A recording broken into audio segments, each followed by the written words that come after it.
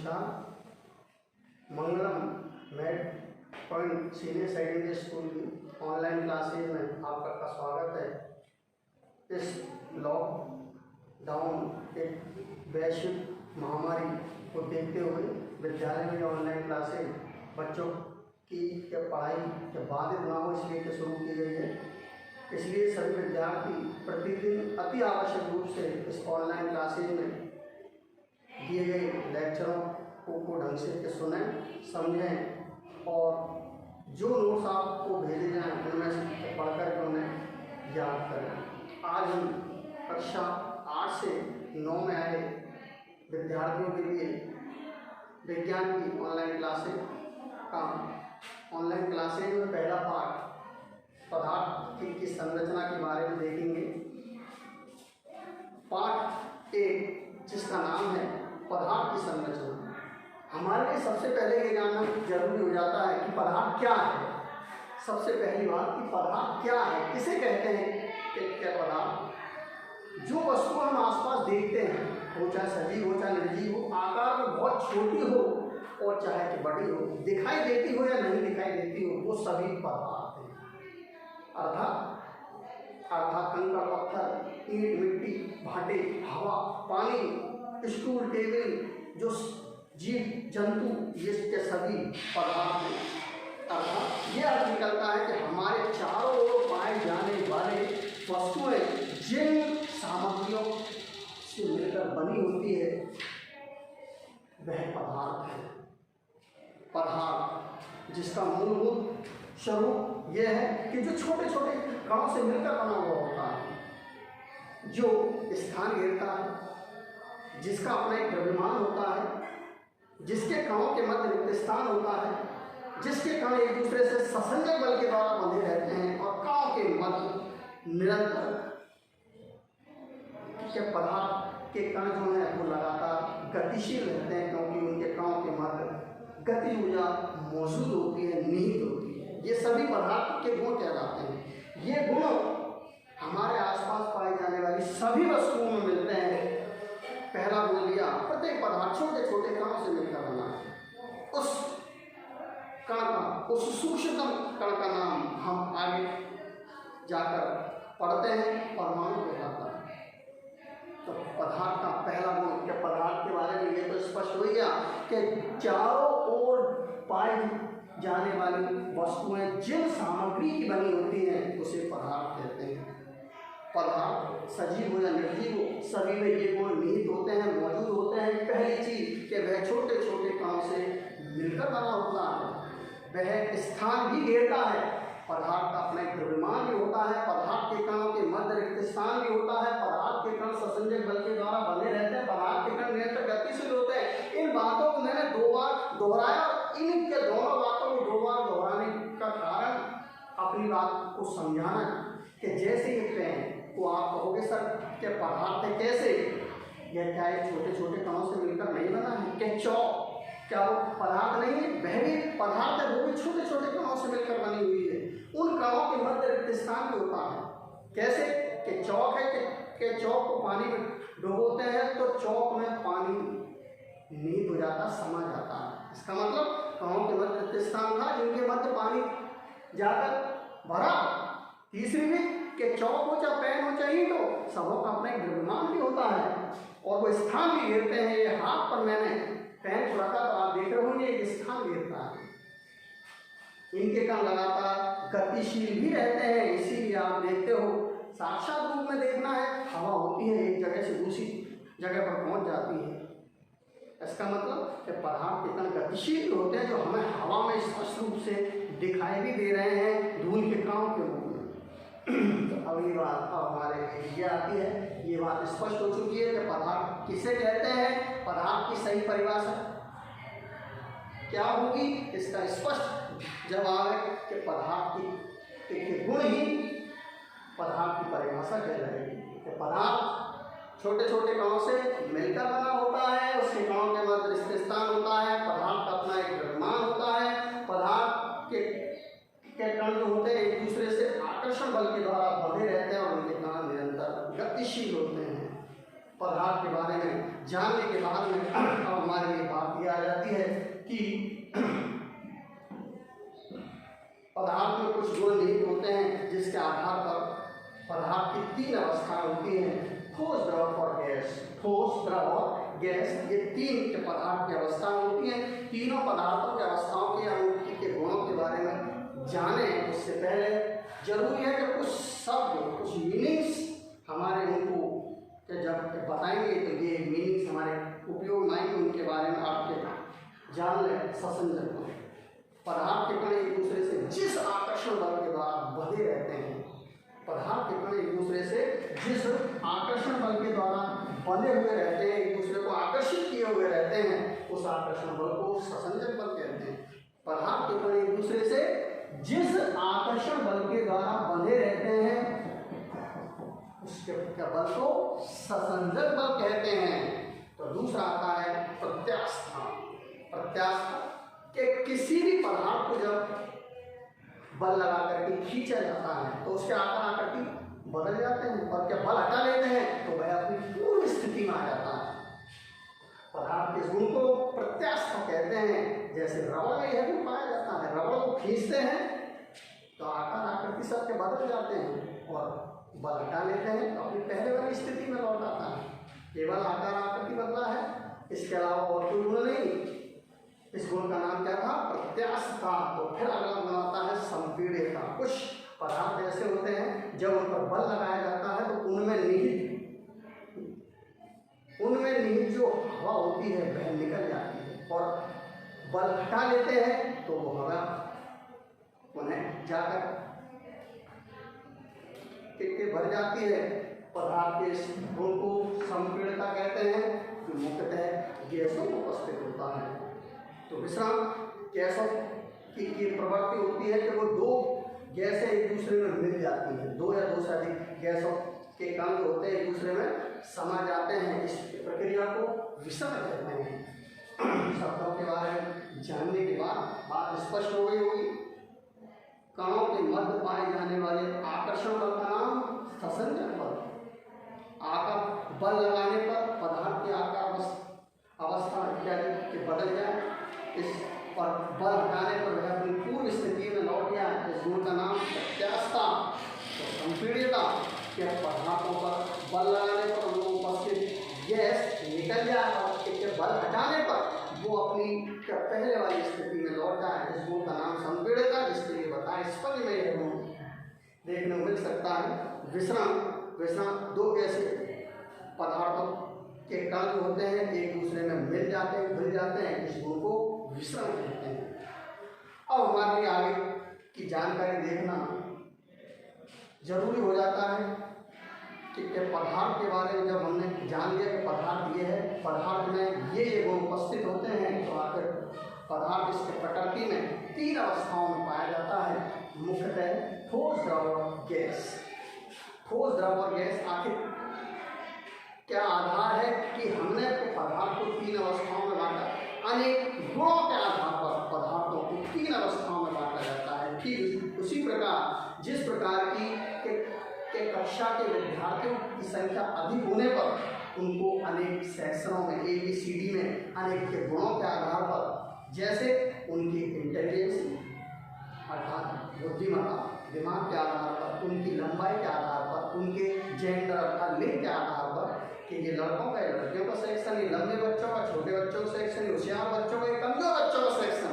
इस अनुसार हमने अनेक गुणों को लिया, अनेक बिंदुओं को लेकर के कक्षा को 3 भागों में, 4 भागों में वर्गीकृत किया, सेक्शन किए। उसी प्रकार अनेक गुण, जैसे कणों की स्थिति, क्या आखिर पदार्थ के कण पास पास है या दूर दूर है, क्या कणों का स्थान एक जगह पर निश्चित है या अनिश्चित है, कणों के मध्य में गति ऊर्जा, कणों के मध्य में पाई जाने वाली जो ऊर्जा है कि ज़्यादा है कि कम है, उनका आकार निश्चित है अनिश्चित है, आयतन निश्चित है कि अनिश्चित है, घनत्व अधिक है कम है, उन कणों के मध्य में पाए जाने वाला ससंजक बल ज़्यादा है कम है। इन अनेक गुणों के आधार पर हम पदार्थों को 3 अवस्थाओं में बांटते हैं, ठोस, द्रव और गैस। पहला गुण जैसे लिया हमने कणों की स्थिति, जिन पदार्थों के कण पास पास बहुत पास पास स्थित होते हैं, बहुत पास पास स्थित होते हैं, उनको ठोसों में रखा जाता है। जिनके कण दूर दूर दूर होते हैं उन्हें द्रवों में रखा जाता है, और जिन पदार्थों के कण बहुत दूर दूर होते हैं उन्हें गैसों में रखते हैं। मतलब ठोसों के कण आस पास होते हैं, द्रवों में कण दूर दूर होते हैं, और गैसों में कण बहुत दूर दूर होते हैं। ठीक उसी अनुसार कणों के मध्य गतिज ऊर्जा ली हमने, तो ठोसों के कणों के मध्य गतिज ऊर्जा जो होती है वो भौतिक क्या कम होती है। द्रवों में ठोसों की तुलना में गतिज ऊर्जा अधिक होती है, और गैसों की कणों के मध्य गतिज ऊर्जा सबसे अधिक होती है।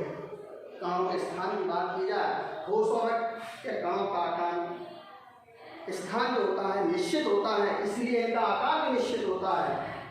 द्रवों में के कणों का की स्थान की बात करें, कणों का स्थान अनिश्चित होता है, इसलिए आकार इनका या तो अनिश्चित या पात्र के अनुसार होता है। जबकि गैसों में के कणों का स्थान अनिश्चित होता है, इसलिए इनका आकार भी अनिश्चित या कह सकते हो कि पात्र के पूरे पात्र में के अनुसार हो जाता है।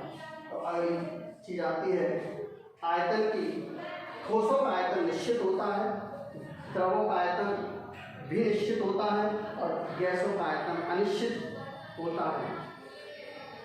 ठोसों का घनत्व की बात की जाए, ठोसों का घनत्व सर्वाधिक द्रवों में ठोसों से कम और गैसों में सबसे कम होता है। ठोसों के कणों के मध्य ससंजक बल का मान सबसे अधिक, द्रवों में कम और गैसों में सबसे कम होता है। कहने का अनेक गुणों के आधार पर हमने पदार्थ को 3 अवस्थाओं में बांटा था, ठोस, द्रव और गैस, जो आपके सामने स्पष्ट हो गया होगा। और स्पष्ट जब हो चुका होगा तो अब आप किसी भी प्रश्न का इन अवस्थाओं से संबंधित जवाब दे सकते हो। जैसे आपसे कहा जाए कि ठोस और द्रव के गुणों में कोई 3 अंतर बताइए, तो आप आराम से बता सकते हो। ठोस के कण जो होते हैं बहुत आस पास स्थित होते हैं, तो द्रवों के कण दूर दूर स्थित होते हैं। ठोस का आकार निश्चित होता है, तो द्रव का आकार पात्र के आकार पर निर्भर करता है। तो ठोसों का घनत्व सर्वाधिक होता है, तो द्रवों का घनत्व कम होता है। ठोसों में संपीड़िता क्या कुछ ठोसों में प्रत्यास्थता का गुण होता है, लेकिन द्रव में प्रत्यास्थता का गुण नहीं पाया जाता है। ठोसों में विसरण का गुण नहीं पाया, क्या विसरण की क्रिया नहीं होती है। द्रवों में विसरण क्रिया इसमें नहीं होती है। अनेक गुणों के आधार पर आपने देखा ठोस द्रव में अंतर, ऐसे ही के ठोस गैस में अंतर, किसी में भी अंतर आपसे पूछा जा सकता है एग्जाम के अंदर। अब अभी बात आती है क्या पदार्थ एक स्वरूप में रह पाता है, एक अवस्था में क्या रह पाता है? जी नहीं, पदार्थ की अवस्थाएं भी हम बदल सकते हैं, या पदार्थ की अवस्था बदल जाती है या बदली जा सकती है। तो आपका क्या प्रश्न यहाँ पर होगा, किस प्रकार इनकी अवस्थाओं को बदला जा सकता है? एक अवस्था से दूसरी अवस्था में पदार्थ को किस प्रकार बदला जा सकता है? तो हमारा अगला क्या होगा,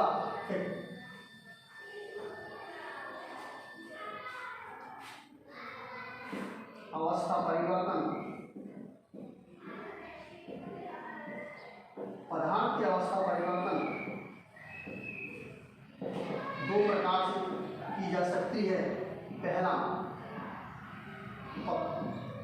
पदार्थ के ताप में वृद्धि कर,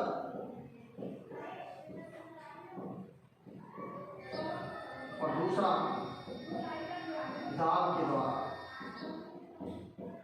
आप कहोगे मतलब स्पष्ट है। पहला उदाहरण है, उदाहरण से अपनी बात को समझने की कोशिश करें। एक के बर्फ का टुकड़ा है, बर्फ के टुकड़े को जब आप गर्म करते हो, ताप देते हो, तो वह पानी में बदल जाता है। पानी को गर्म करते हैं तो वह भाप में बदल जाता है। भाप को ठंडा किया जाता है तो वह पानी में बदल जाता है, और पानी को और अधिक ठंडा करते हैं तो वह बर्फ में बदल जाता है। बर्फ ठोस है, पानी द्रव है, और भाप गैस है। बात स्पष्ट है कि इनके ताप में हमने परिवर्तन करा। बर्फ का ताप कम है, पानी का ताप ज़्यादा है। ताप बढ़ाने के लिए गर्म किया गया तो हमने देखा कि बर्फ पानी में बदल गया, अर्थात ठोस द्रव में बदल गया। और पानी को जब और अधिक गर्म किया जाता है तो वह भाप में बदल जाता है, अर्थात द्रव गैस में बदल जाता है। ताप में वृद्धि करने से पदार्थ की अवस्था परिवर्तित हो जाती है। ऐसा क्यों होता है? क्योंकि जब हम पदार्थ को गर्म करते हैं, चाहे वो ठोस से द्रव में बदले, चाहे के द्रव से गैस में बदले, जब पदार्थ को गर्म किया जाता है तो पदार्थ को गर्म करने पर उनके कणों के मध्य जो निहित कणों में निहित गति ऊर्जा है, कणों में मौजूद जो गति ऊर्जा है, उस गति ऊर्जा का मान बढ़ जाता है। गति ऊर्जा का मान बढ़ने से कणों के मध्य का जो संसंजक बल है, आकर्षण बल है, वो कम होना शुरू हो जाता है। गर्म किया, गर्म करने से गति ऊर्जा के मध्य में गति ऊर्जा की वृद्धि हुई। गति ऊर्जा से कणों के मध्य का संसंजक बल कम होने लग जाता है, जिससे ये कण एक दूसरे से दूर दूर जाना शुरू कर देते हैं और यही पदार्थ की अवस्था परिवर्तन होती है।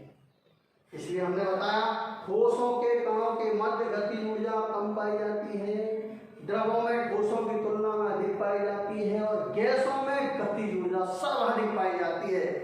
बात स्पष्ट हो गई। जो हमने बोला उस आधार पर गति ऊर्जा के आधार पर कणों के मध्य निहित गति ऊर्जा के आधार पर पदार्थ की तीन अवस्थाएं थी, ठोस, द्रव और गैस।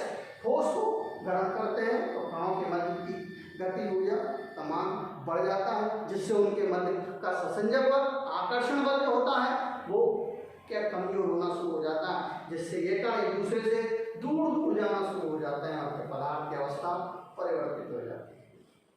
चाहे वो ठोस से द्रव में बदले और चाहे द्रव से गैस में। अब आपसे प्रश्न चाहे ये पूछा जाए कि ठोस द्रव में किस प्रकार परिवर्तित होता है, तब भी हमारा ये जवाब होगा क्या कि जब ठोस को गर्म किया जाता है या ठोस के ताप में वृद्धि की जाती है तो ताप वृद्धि होने से कणों के मध्य निहित गति ऊर्जा का मान बढ़ जाता है।